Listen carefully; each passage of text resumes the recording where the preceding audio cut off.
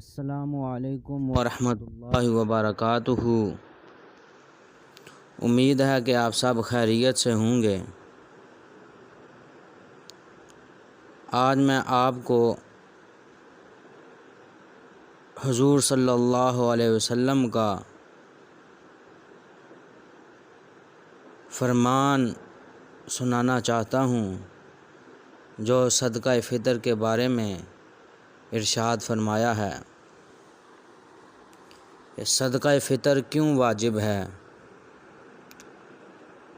حضرت عبداللہ بن عباس رضی اللہ تعالی عنہ سے روایت ہے کہ رسول اللہ صلی اللہ علیہ وسلم نے روزوں کو بیہودہ باتوں اور لغو کلام سے پاک کرنے کے لیے نیز مساکین کو کھلانے کے لیے صدقہ فطر لازم قرار دیا ہے۔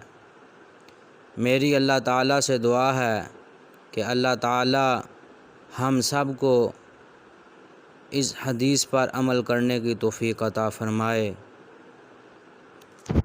اور اس حدیث کو اللہ تعالیٰ ہم سب کو یاد کرنے کی توفیق عطا فرمائے۔